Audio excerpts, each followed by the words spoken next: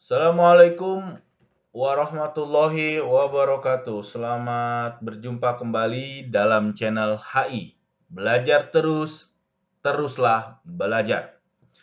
Pada kesempatan yang baik ini, hari ini kita akan membahas tentang materi lanjutan peluang, yaitu kombinasi. Ya. Berjumpa kembali dengan Kak Indra, dengan materi kombinasi.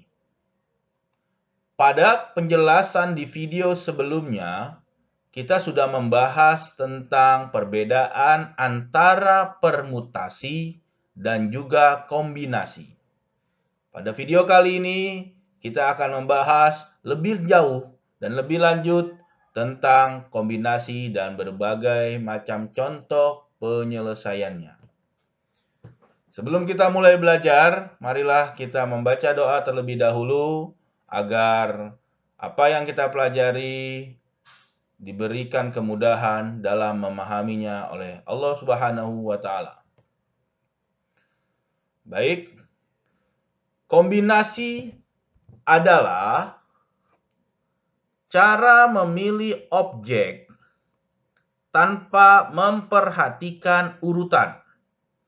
Cara memilih objek tanpa memperhatikan urutan.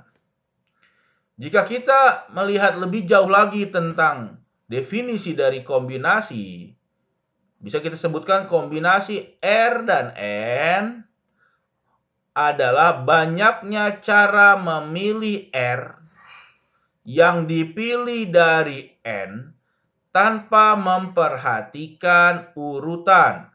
Ya, dengan catatan R-nya itu kurang dari sama dengan N. Yang dalam hal ini, setiap kemungkinan urutan tidak ada elemen yang sama. Jadi kuncinya dalam kombinasi adalah salah satu kuncinya tidak memperhatikan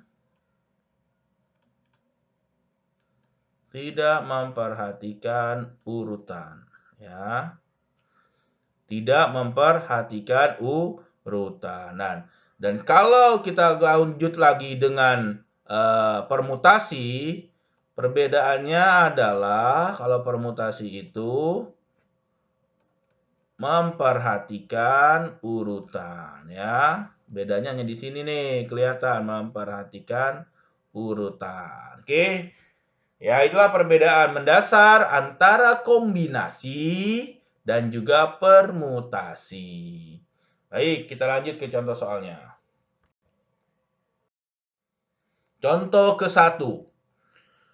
Ekskul basket dalam sebuah sekolah akan membentuk sebuah tim untuk mewakili sekolah dalam turnamen, ya.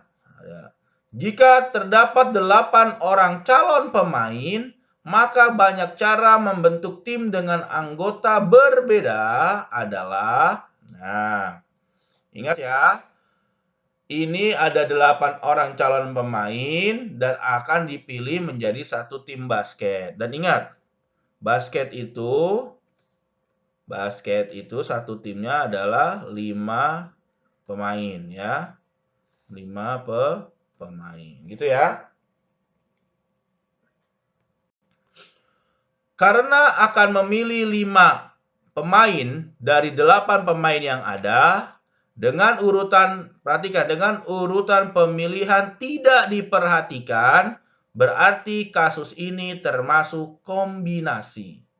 Misalkan ada 8 pemain, 1, 2, 3, 4, 5, 6, 7, 8. Nah, dari 8 orang ini akan diambil 5 orang. Ya. Akan 5 orang atau 5 pemain. Nah, untuk membuat satu tim basket. Nah, 5 orang ini bagaimana urutannya? Di situ dikatakan 5 orang ini bisa jadi timnya itu 1, 2, 3, 4, 5. Atau bisa juga 5 4, 3, 2, 1. Nah, ini 1, 2, 3, 4, 5, 5, 4, 3, 2, 1. Contoh dari sebuah calon-calon pemain yang dijadikan sebagai tim basket. Nah, dari berbagai macam orang pemain yang akan dipilih, berapa sih sebenarnya cara yang bisa digunakan untuk memilih pemain tersebut? Lihat. Permasalahan ini akan masuk ke dalam ranah kombinasi karena ada kata-kata pemilihan tidak memperhatikan urutan. Berarti kombinasikan rumusnya. Kombinasi dari 8, 5. 8 itu jumlah total orang yang tersedia. 5 itu adalah jumlah dari pemain satu tim basket. Berarti 8 faktorial dikurang, ingat ya, 8 dikurang 5 faktorial kali 5 faktorial. Nah, itu lihat ya. Karena rumus dasarnya itu kan bisa kita tulis gini, C NR berarti N faktorial per N dikurang R faktorial kali R faktorial. Gitu ya. Berarti ini bisa menjadi 8 faktorial per 8 kurang 5, 3 faktorial kali 5 faktorial. Maka hasilnya adalah 8 kali 7 kali 6 kali 5 faktorial per 3 faktorial kali 5 faktorial. Nah, ini coret nih 5 faktorial sama 5 faktorial. Maka hasilnya adalah 8 kali 7 kali 6 per 3 kali 2 kali 1. Kan 3 faktorial, coret. Jadi jawabannya adalah 56. Nah, ya. Berarti ada 56 cara orang untuk dipilih dalam satu tim basket. Oke, itu ya. Contoh pertama. Kita lanjut contoh kedua.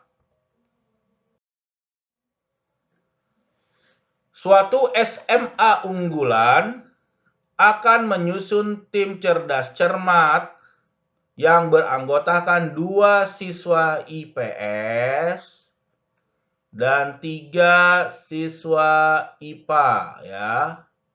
Jika di SMA tersebut terdapat 4 siswa. Nah, nih ada 4 orang dari siswa IPS dan ada 5 siswa dari IPA yang berprestasi. Nah, maka banyaknya komposisi tim cerdas cermat yang dapat dibentuk adalah, nah, karena dalam soal contoh kedua ini, kita lihat bagaimana cara kita, apakah kita menggunakan permutasi atau kombinasi. Kita lihat ciri-cirinya. Kalau kita lihat di dalam soal ini, terdapat 4 siswa IPS dan yang akan diambil 2 siswa IPS. Ya.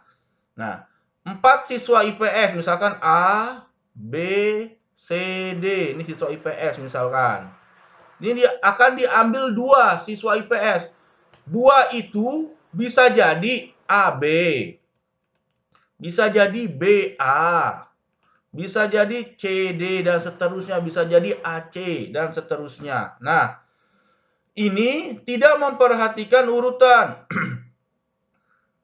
Ya, tidak memperhatikan urutan. Jadi bisa jadi siswa si A dipasangkan dengan B, ataupun juga bisa jadi B dipasangkan dengan C, atau C dipasangkan dengan D, gitu ya. Maka ini bisa kita lanjutkan dengan teori kombinasi. Kombinasinya adalah untuk yang IPS, itu kombinasi 4 siswa 2. Berapa? Maka menjadi 4 faktorial bagi 4 dikurang 2 faktorial kali 2 faktorial. Gitu ya. Berarti 4 kali 3 kali 2 faktorial per 2 faktorial kali 2 faktorial. Coret, coret. Gitu ya. 4 kali 3 sama dengan 12. 2 faktorial 2. 12 dibagi 2 dapat 6. Ya, ini untuk yang siswa IPS. Sekarang untuk siswa IPA. Nah, untuk siswa IPA sama. Ada 5. Misalkan ada A, B, C, D, E. Diambil 3. Itu susunannya bisa A, B, C. Bisa juga menjadi C, D, E. Bisa juga menjadi B, C, D, dan seterusnya ya. Berapa banyak sih IPA?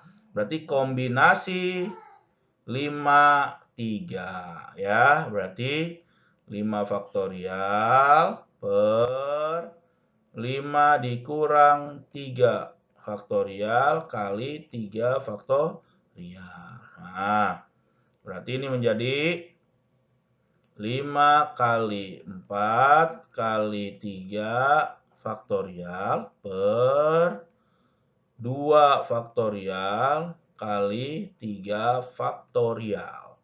Coret 3 sama 3 faktorialnya. 5 kali 4, 20 dibagi 2 faktorial 2. Dapat 10. Oh, ternyata yang dari IPA dapat 10 cara. Yang dari IPS dapat 6 cara. Nah, berapa sekolah itu bisa menyusun tim cerdas cermat? Maka kesimpulannya adalah tim cerdas cermat itu sama dengan 6 dikali 10. Jadi ada 60 cara. Nah, gitu ya. Jadi ada 60 cara. Kita lanjut contoh yang ketiga.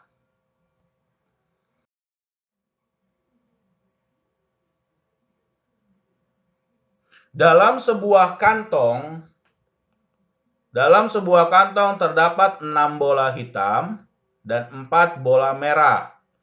Dari kantong tersebut akan diambil 5 bola sekaligus ya.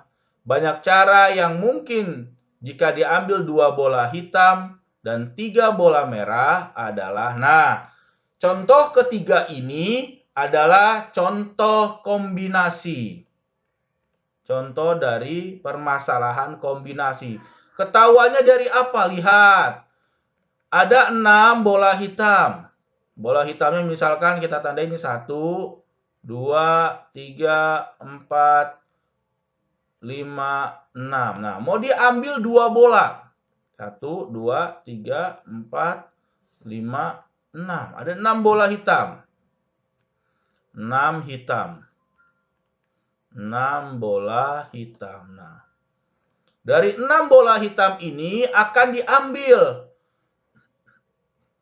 2 bola hitam. Nah, proses pengambilan 2 bola hitam ini bisa jadi akan menemukan pola atau susunan, misalkan bola 1, bola 2. Bisa jadi kemungkinan juga bola 1, bola 3.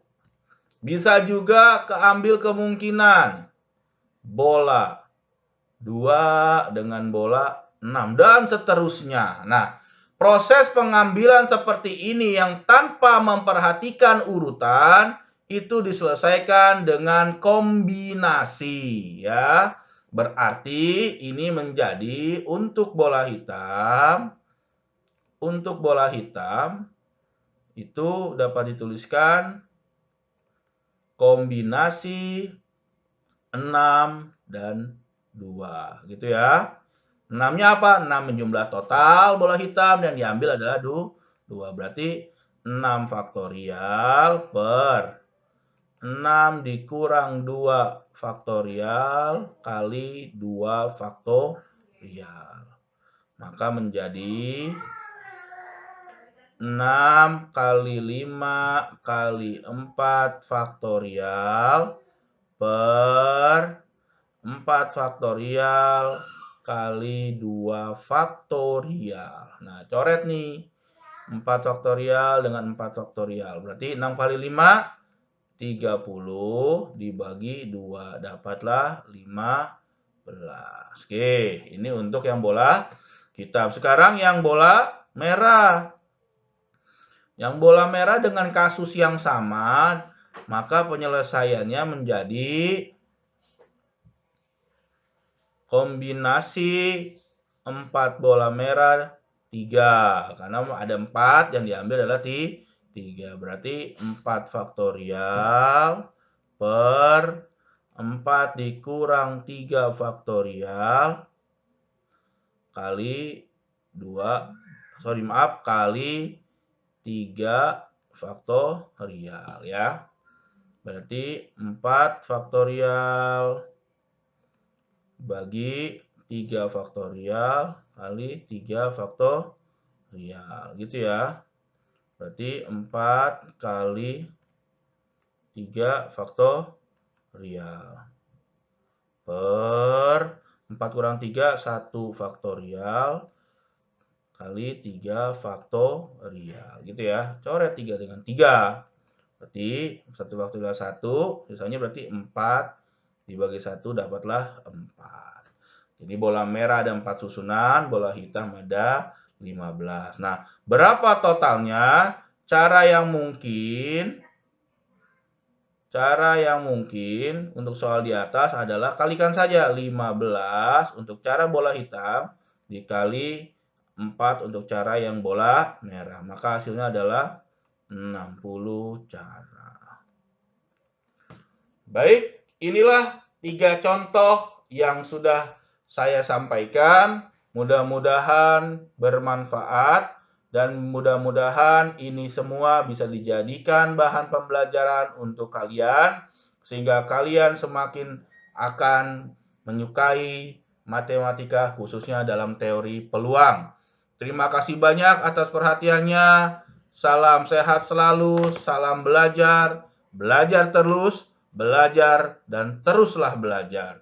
Terima kasih. Jangan lupa untuk selalu subscribe, share, like, dan komen. Dan jangan lupa ya, nyalakan loncengnya. Terima kasih. Assalamualaikum warahmatullahi wabarakatuh.